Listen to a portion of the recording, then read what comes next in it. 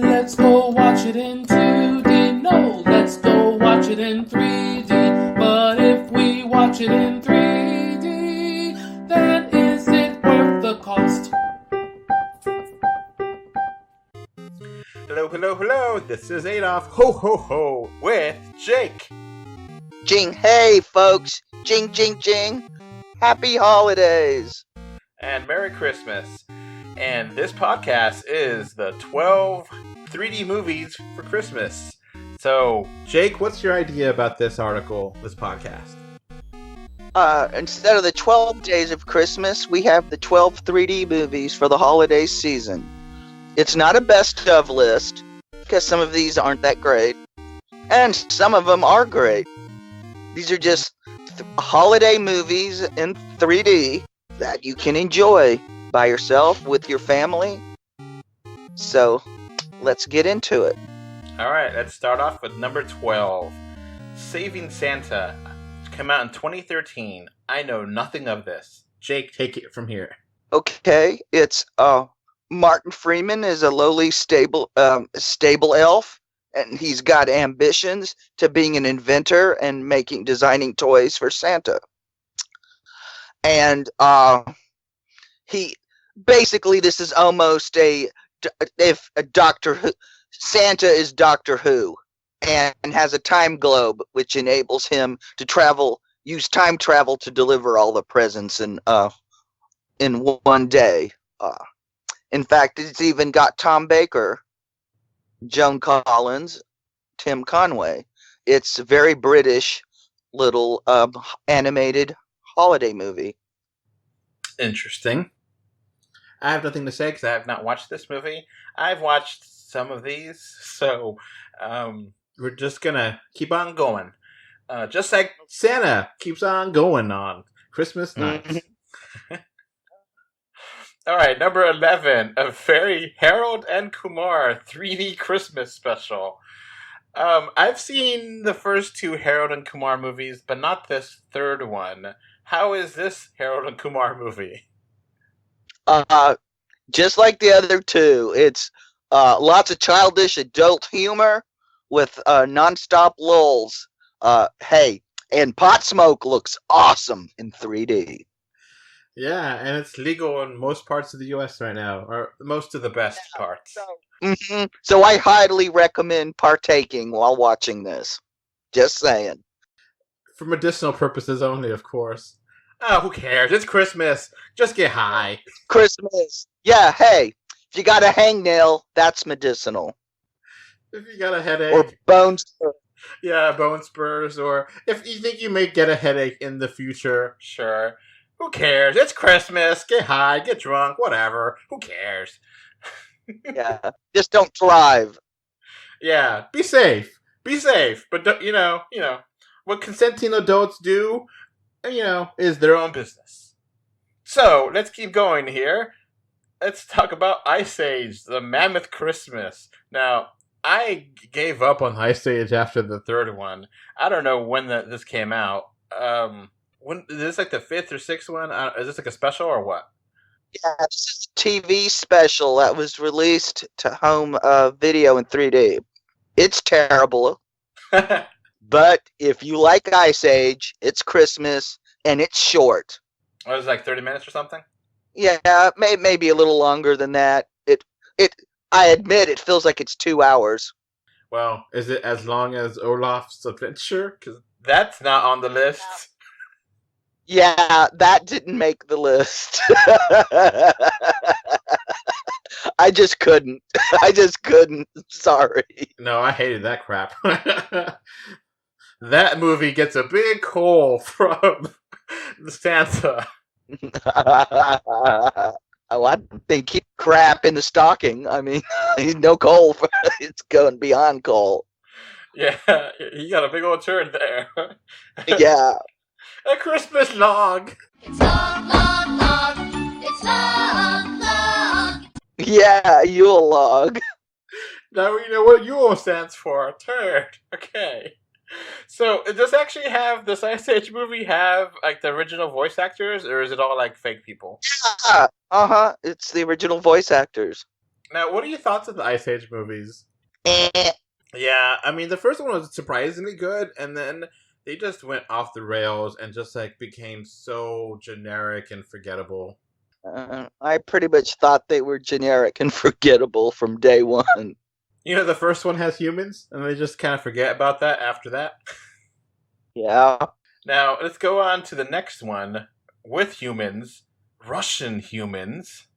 The Snow Queen from 2012. Tell me all about the Snow Queen. Okay.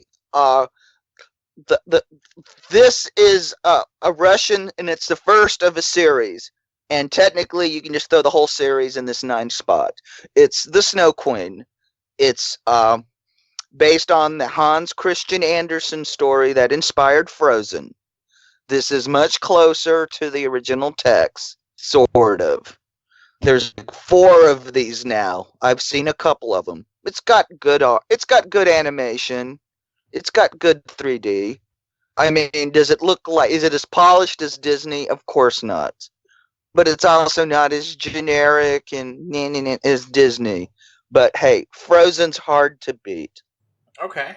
But Frozen's not a Christmas movie. Just because there's snow in it doesn't mean it's a Christmas movie. Okay, cool. But pun intended. mm-hmm. All right, let's keep going here. Let's go. The March of the Wooden Soldiers came out. I don't have a release date here for this one. Babes in Toyland. It came out in 1934. Almost 100 years ago. Yeah, it was, and it's been converted to 3D and colorized. This conversion was done fairly recently, and the colorization was done fairly recently too. Because if you've seen the horrible colorization that was done in the 90s, it's unwatchable. But this is a great holiday. From the early days of television, this is one of the first classics. I mean, it still shows on television every Christmas. It's loosely based on a 1903 operetta by Victor Herbert. It stars Stan Laurel and Oliver Hardy. They play a couple of toy makers who live in Toyland, and they're fired for screwing up Santa's Christmas order. He ordered 600 1-foot Nutcracker soldiers, and they make 100 6-foot Nutcracker soldiers. Wow. Yeah, and the soldiers end up saving the day, because this movie has like Bo Peep and Humpty Dumpty, the Big Bad Wolf, the 3 Little Pigs, a monkey dressed up as Mickey Mouse. Okay. Lots of songs, lots of hijinks. This is really the first. The success of this is why we got Snow White and Wizard of Oz. This was like the first kind of family-friendly, big-budget spectacle. All right, let's keep going. Let's go back into the 21st century with Polar Express. I actually did watch this movie. I like it. Yes, it's kind of weird, dead eyes, but it is a lot of fun with Robert Zemeckis. Yeah. This is a good movie. It would have been higher up on this list if it wasn't for the creepy motion capture. And like Tom Hanks does like almost every role, something. Yeah. I mean, this is really a Tom Hanks tour de force Christmas movie.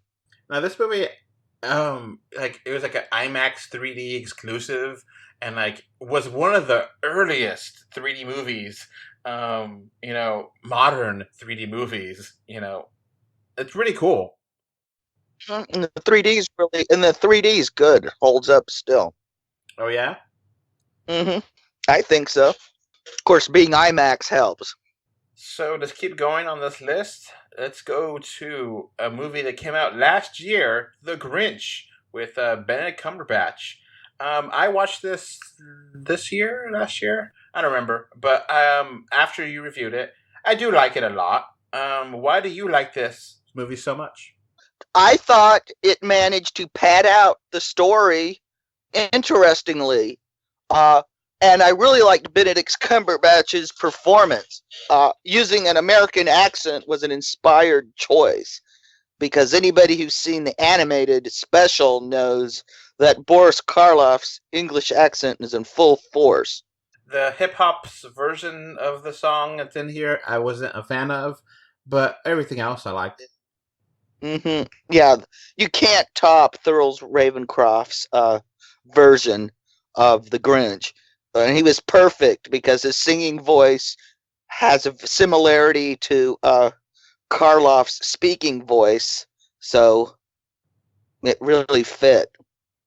This is a whole lot better than the Jim Carrey version. Oh God, I hated that version. That's one of the few movies I ever walked out of.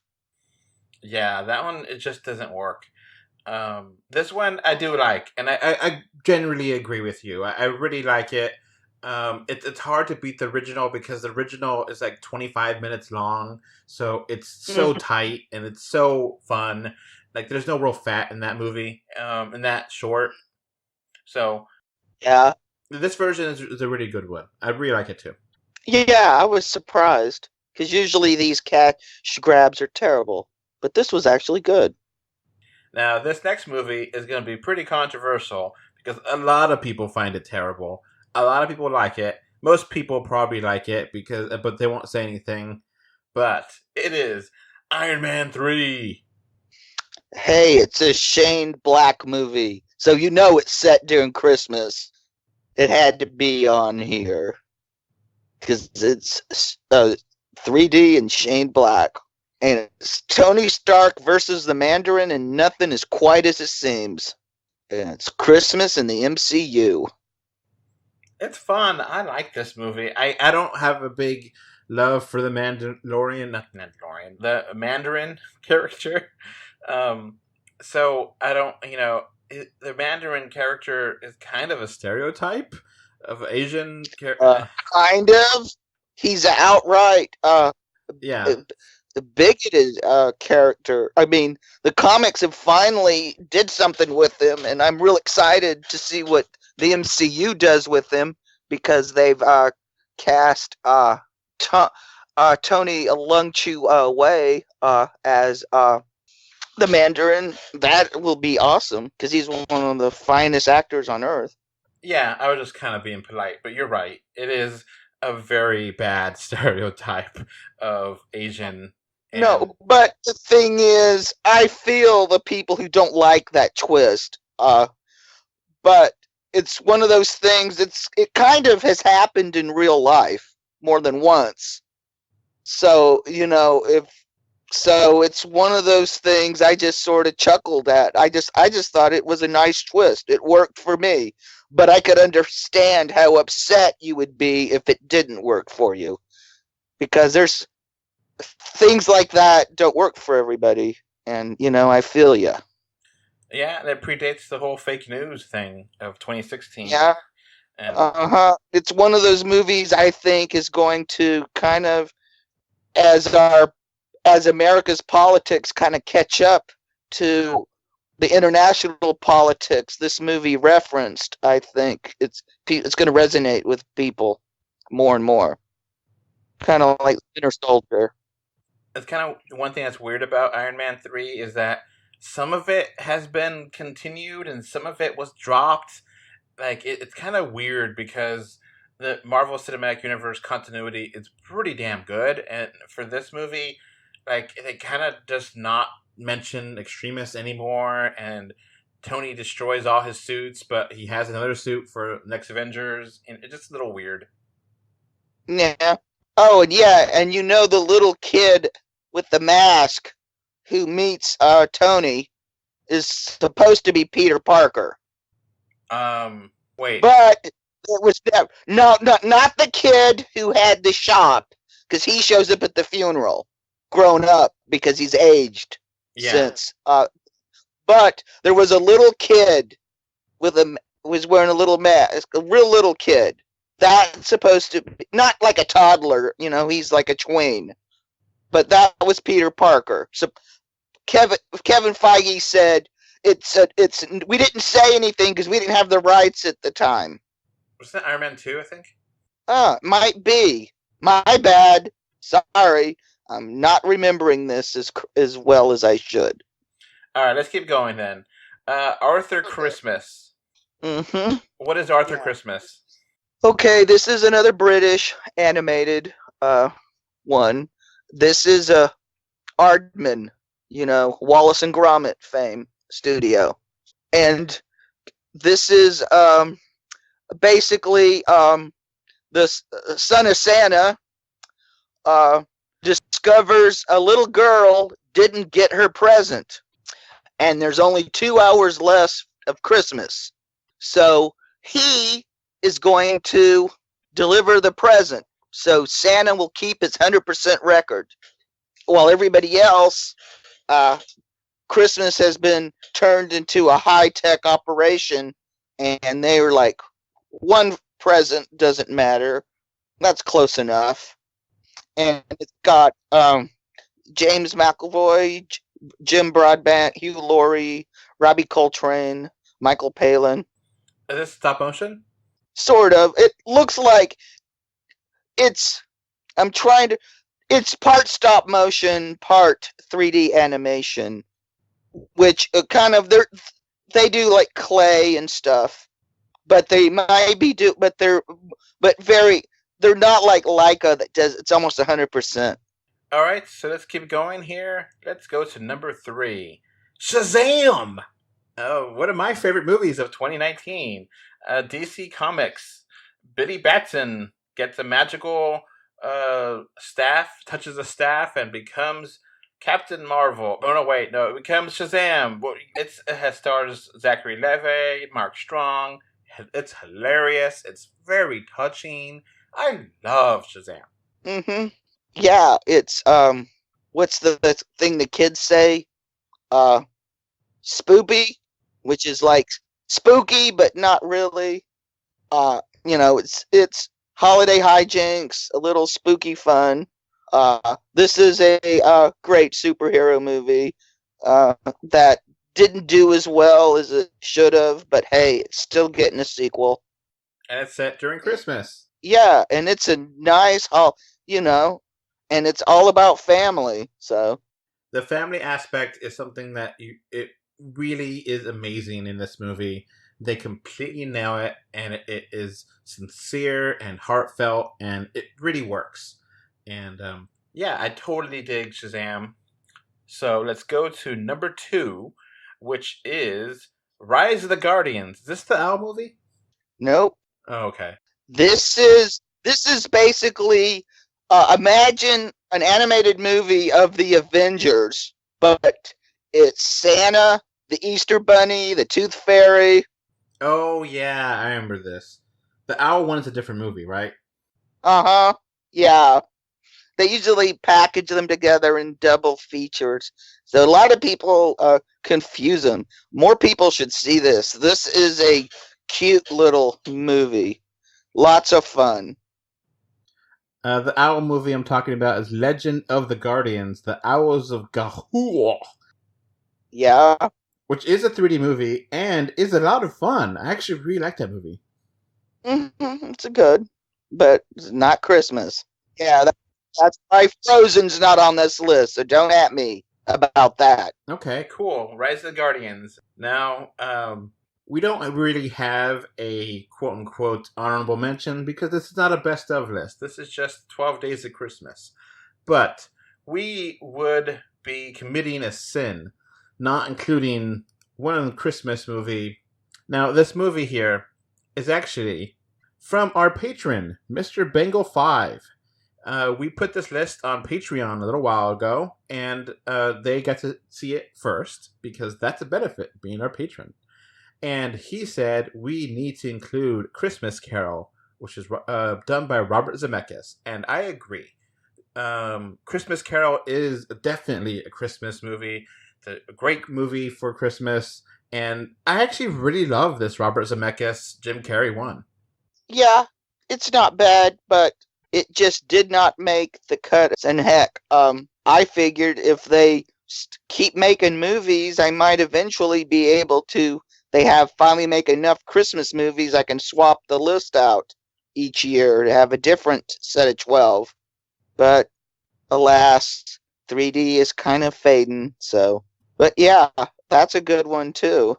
I mean, Christmas Carol is like such a big holiday movie, Christmas movie. Like, it literally happens on Christmas Eve night,